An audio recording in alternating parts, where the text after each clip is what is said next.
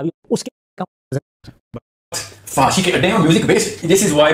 या फिर sexual activity का इन चीज़ों का कहते हैं वो सेम कैटेगरी में आता है म्यूजिक, और चूंकि वो सेम कैटेगरी में आता है उसके अंदर वही एडिक्टिव एलिमेंट्स हैं जो मजहबी तौर पर उन्होंने अखज़ किया है। उसकी कुछ साइंसी तौजीहात भी करते हैं। नुक्ता नज़र ये पेश किया गया कि ये जो मौसीकी है इसको सुनने से कुछ दिमाग में ऐसे केमिकल पैदा हो जाते हैं जिससे इंसान, जब कोई आदमी कारोबार करना शुरू करे, कमाना शुरू करे, उसकी मनसूबाबंदी शुरू करे, उसके नशेब व फराज को देखना शुरू करता है, खास तौर पर जब तक वो कारोबार एक खास सतह पर नहीं पहुंचता, वो उसकी पूरी सलाहियतों को निचोड़ लेता है, वो उसके पूरे वजूद पर हावी हो जाता है, उसमें हलाल हराम की तमीज़ भी मुश्किल हो जाती है। तो फिर क्या हम ये कहेंगे कि कारोबार भी असल में ममनू है, उसको ममनू करार देना चाहिए, जबकि कारोबार करने को अल्लाह ताला ने कुरान मजीद में फजल की तलाश से, अल्लाह के फजल पैदा होगी, जिसको मैंने इश्तिगाल से ताबीर किया, या ये बताया कि उसके साथ कुछ लवाहे कैसे आ गए हैं कि क्रिकेट खेलने वाले किसी शख्स की, उनके लिए एक तो इस बात को पूरी तरह मलूज रखना चाहिए। करार दी जा रही है और क्या है, इसमो हमा अकबर का काम है, माहिरीन तिब का काम है। वो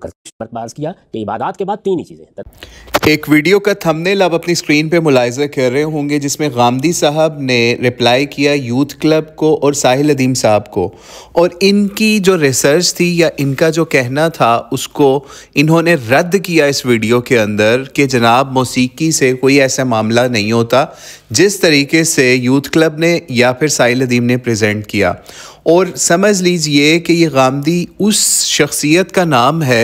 जिसके मुताबिक मौसीकी सुनने में कोई मामला नहीं है, आलात मौसीकी के अंदर कोई हुर्मत वाला मामला नहीं है, और कुरान पाक की जो आयत हैं या जिस आयत के अंदर लाहुल हदीस का ज़िक्र है, यानी सूरह लुक़मान की आयत नंबर 6 के अंदर, जो कि उम्मत के जमूर के मुताबिक उसके अंदर आलात मौसीकी या मौसीकी की हुर्मत का मामला निकलता है। लेकिन गामदी साहब उसको भी मामले को मानने के लिए तैयार नहीं है, लेकिन औरत की इमामत को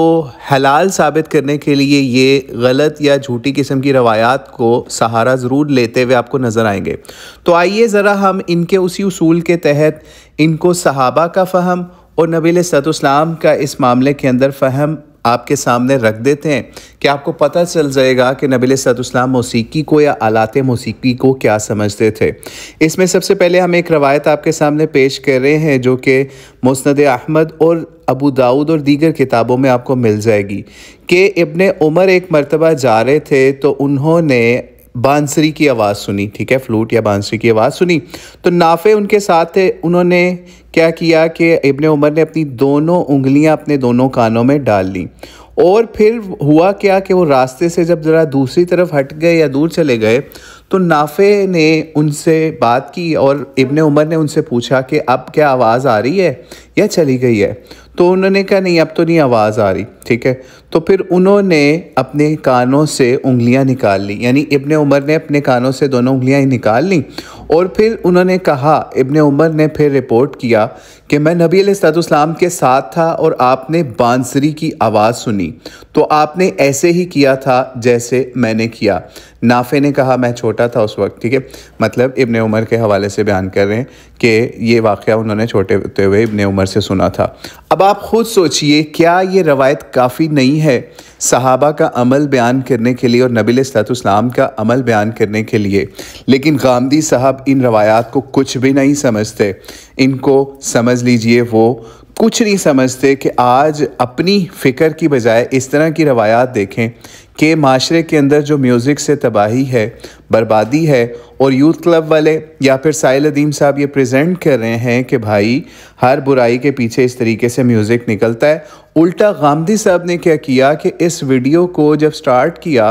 रिप्लाई करने के लिए, जब उनके दामाद ने उनसे सवाल किया, क्योंकि अब ये लोगों को रिप्लाई करना शुरू हो गए, पहले ये उस तरह रिप्लाई नहीं करते थे, अब नाम लिए बगैर रिप्लाई करते हैं, बाकायदा टारगेट करके फिर उसकी अपलोडिंग भी अपने जो इनके ज़ेली चैनल हैं उनसे करवाते हैं। तो गामदी साहब ने क्या पैंतरा इसमें इस्तेमाल किया, बजाय इसके कि सीधा कहते हैं कि भाई मैं तो समझता हूँ मौसीकी से कोई ऐसा मामला नहीं होता, उल्टा काम क्या किया कि जनाब ये जिस तरीके से इंसान अपनी रोज़ी रोटी कमाता है ना, तो उसके अंदर भी इतना मगन हो जाता है कि उसको हलाल हराम की वो फ़िक्र नहीं रहती, और वो सिर्फ़ और सिर्फ उसका होता है कि मैं सिर्फ रोज़ी रोटी ज़्यादा सारी कमा लूँ, बिज़नेस कर लूँ। और इसके अंदर भी वो अगर, हालांकि अल्लाह ताला ने तो इसको फ़ज़ल का कारोबार करने को, लेकिन अगर वो हद से बढ़ेगा तो वो भी हराम के ज़ुमरे में आ जाएगा। यानी ये इनकी मेंटालिटी है कि जनाब म्यूज़िक एक हद के अंदर आप रख रख के ना जैसे मर्ज़ी सुने, चाहे गाने वालियाँ हों चाहे नाचने वालियाँ हों, जो मर्ज़ी हो,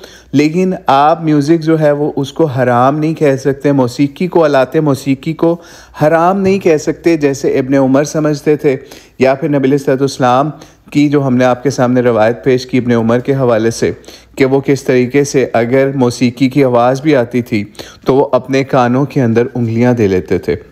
क्यों इन लोगों ने इन रवायात को छोड़ा? इसी वजह से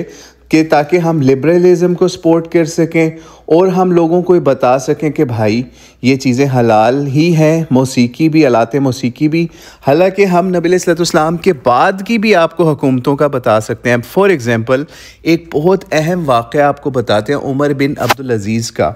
उमर बिन अब्दुल अज़ीज़ रहमतुल्लाह अलैह ने उमर बिन वलीद को भी लिखा। ये सूरह निसाई के अंदर जो है 4140 पे आपको रवायत मिल जाएगी। उनको लिखा, उसको बड़ी नसीहतें की और उसको अल्लाह के खौफ से डराया,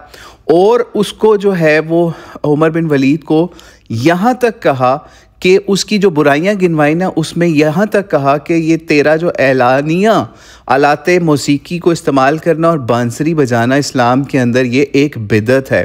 और कहा मेरा इरादा है कि मैं तेरे पास ऐसा शख्स भेजूं जो तेरे लंबे लंबे कबीह बालों को काट डाले। ठीक है, यानी और फिर ये भी उससे ये भी कुछ लोगों ने उसका तर्जुमा किया कि या तुझे घसीट के लेके आए। यानी ये हमारे मुसलमानों के खलीफा थे जिनके आज किस्से मुसलमान सुनाते हैं, लेकिन उनका ये किस्सा आपको शायद गामदी भी नहीं कभी सुनाएगा। इससे ये पता चलता है कि आलाते मौसीकी हुकूमतों के अंदर तक हराम समझे जाते थे। उमर बिन अब्दुल अज़ीज़ ऐसे शख्स को, उमर बिन वलीद को भी मतनब्बे कह रहे हैं उसकी बुराइयों से, और उसकी एक बुराई जो मौसीकी सुनने वाली या बांसुरी बजाने वाली है, या फिर उस बांसुरी के साथ लंबे बाल। यानी आपको आज का जो जाहिल बंदा नज़र आ जाएगा ना, जो लंबे लंबे बाल, आपको याद होगा कुछ अर्सा पहले सिंगर्स रख के नाचा गाया करते थे, तो आपको वो बंदा याद आ जाएगा जो जिसको उमर बिन अब्दुल अज़ीज़ क्या कह रहे हैं कि उसको मैं बालों से घसीट के या फिर उसके बाल ही मूंड डालूँ, ऐसे शख्स के जो ये काम करता है लंबे बाल रख के। यानी आप खुद सोचिए कि ये गामदी साहब को क्या इन रवायतों का नहीं पता,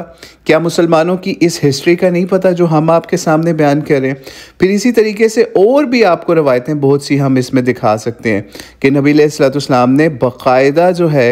आलाते मौसीकी को हराम करार दिया है। ठीक है, यानी ये सब चीज़ें रवायात के अंदर मौजूद हैं। कुरान पाक के अंदर भी लहवल हदीस जो हमने शुरू में आपको बताया सूरह लुक़मान की आयत नंबर 6 से भी, कि मुसलमानों का बाकायदा इसके ऊपर जमूर इकट्ठा है। सिर्फ गामदी जैसे कुछ लोग हैं जो कि इस चीज़ को नहीं मानते या उस आयत से जो है वो ये इस्तदलाल नहीं करते कि लहवल हदीस से मुराद क्या है, उल्टा सिर्फ इस साइड पे चले जाते हैं कि भाई मौसीकी जायज़ है लेकिन उसका ख़ास एक जो है ना वो लेवल के ऊपर रख के। और भाई यही तो चीज़ है कि जो चीज़ गलत है उसका स्टार्ट ही आपको गलत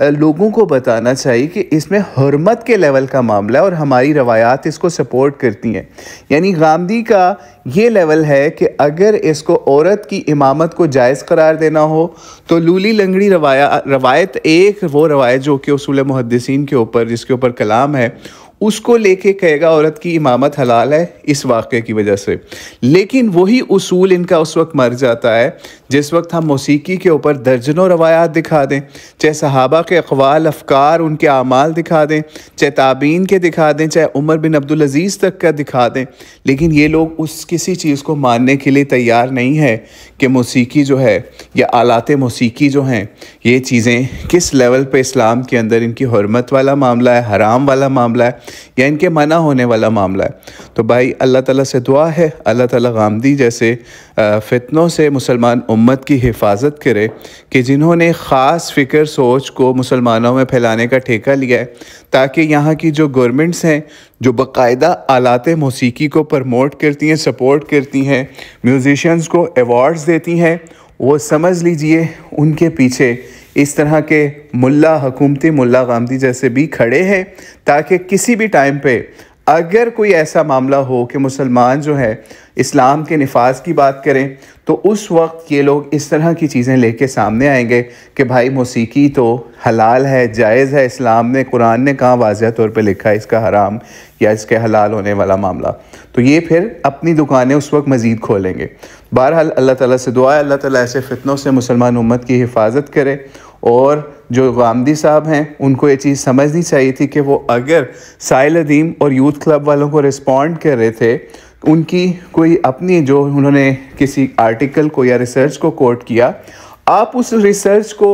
टारगेट करते कि यार इस रिसर्च के मुकाबले में ये भी रिसर्च है। अगर आप साइंटिफिकली या फिर आप इसको मेडिकली या फिर समझ लीजिए साइकोलॉजिकली रिसर्चेस को ले रहे हैं कि जनाब फ़लाँ रिसर्च के मुताबिक म्यूज़िक से ये नेगेटिव असरात बंदे के माइंड पे पड़ते हैं, तो इस तरह के पॉजिटिव भी पड़ते हैं, आप उस तरीके से उसको काउंटर कर देते। लेकिन ये मसला इन लोगों का है कि जब इन्होंने अपने ओपोनेंट को काउंटर करना होता है तो उसको इधर उधर घुमाते हैं, जैसा कि इन्होंने इसको पहले घुमाया एक बंदे का कारोबार करना कि कारोबार में भी तो हराम हलाल वाला मामला आ जाता ना। वो भाई वो बिल्कुल डिफरेंट चीज़ है। यानी मैं एक्सपेक्ट नहीं कर रहा था कि गामदी जैसा बंदा म्यूज़िक वाले मामले के ऊपर इस तरह की फैलेसी में भरी हुई मिसाल देगा। यानी उसका ताल्लुक ही नहीं है म्यूज़िक की इंडस्ट्री से या म्यूज़िक से या आलात मौसीकी से। उसके ऊपर अगर बात हो कारोबार की तो उसमें आप तो हलाल हराम के हवाले से रिबा का बात कर सकते हैं, सूद की बात कर सकते हैं, ठीक है, एक्सटॉर्शन की बात कर सकते हैं, इस फाइनेंशियल मैटर से रिलेटेड बात कर सकते हैं।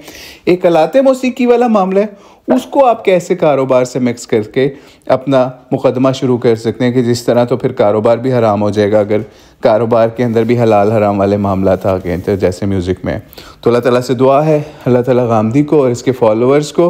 हिदायत अता फरमाए। वल्लाहु आलम बिस्सवाब। अस्सलामु अलैकुम वरहमतुल्लाहि वबरकातुहू।